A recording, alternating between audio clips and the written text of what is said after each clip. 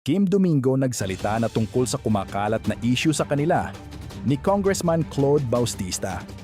Aking babasahin sa inyo ang kanyang naging pahayag at sabay-sabay natin itong pakinggan at unawain. Madaming nagtatanong sa akin kung totoo ba or hindi. Isa lang po ang isasagot ko. Kayo na ang bahala. Dahil kung itatanggi ko, meron at meron pa ding masasabi. Kung sasabihin ko naman na totoo, meron at meron pa ding masasabi. Madami na ang tao ang humatol sa akin agad. Bakit ngayon mo lang nilabas boyfriend mo kung kailan may issue? Sa loob po ng 3 taon, nilayo ko sa mata ng publiko ang pribado kong buhay. Siguro, naging lesson na din sa akin ang past relationship ko na isinapubliko ko noon, ngunit hindi naging maganda ang kinalabasan. Nasira ang kanya-kanya naming buhay. Iskandalo dito, iskandalo doon. At yun ang iniiwasan ko ng maulit. For the past years, Thailand ang naging pangalawa kong tahanan. Kahit may trabaho ako, lumilipad ako doon para makahinga. Doon ko nahanap ang peace and safety na hindi ko mahanap-hanap dito sa Pilipinas. Doon simpleng tao lamang ako. Hindi po ako si Kim Domingo doon. Kung hindi man ako makapunta ng Thailand, partner ko ang pumupunta dito sa Pilipinas. Sa mga past events ko, hindi alam ng madami na nasa tabi-tabi lang siya. Nagmamasid, nanonood, tahimik na sumusuporta sa akin. Walang nakaalam kundi ang mga taong malalapit sa akin. Kung minsan kahit sa tapping, nasa loob lamang siya ng sasakyan, ilang oras akong hinihintay hanggang sa matapos ang trabaho ko. Ganon ka-supportive ang partner ko, pero tahimik lang kami. Ganon namin iningatan ang relasyon namin dalawa. Pero dahil may lumabas na balita tungkol sa akin, napilitan ako na ilabas siya bilang respeto na din sa kanya at sa pamilya niya. At tingin ko na dapat malaman ninyong lahat na ang current partner ko po ay isang Thai national. We've been together for 3 years. Doon naman po sa taong nag-post about the issue.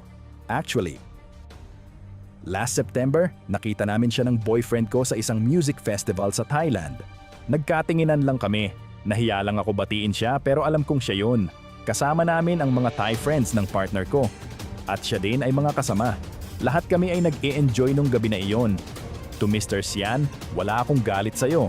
Ikaw lang ang nakakaalam ng rason kung bakit mo yan ginagawa or kung bakit mo iyan kailangan gawin. Hindi ko sasabihin na sinungaling ka. Hindi ko din sasabihin na nagsasabi ka ng totoo. Hindi ko din sasabihin na masamang tao ka. Bahala na ang mga tao ang humusga sa atin. Hindi din ako maghahangad sa iyo ng masama. Bagkus, hinihiling ko na magkaroon ka ng peaceful life, more blessings at more happiness pa sa buhay mo. After ng lahat ng ito, respeto pa din po ang ibabalik ko sa iyo. At sa mga taong nanghusga, bumatikos sa akin.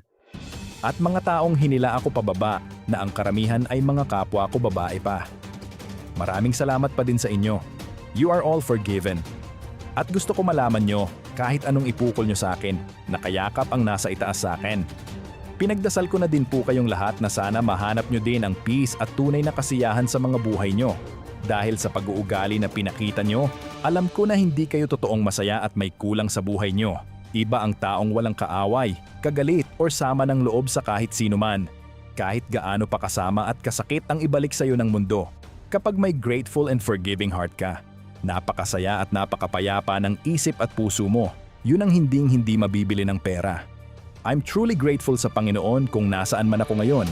Minsan mahirap ang dadaanan ko, pero alam ko after nan, may naghihintay sa akin na napakagandang pangyayari.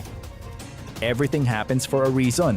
Kasama ko ang pamilya ko, mga tunay kong kaibigan at ang taong pinakamamahal ko. Masayang masaya kami.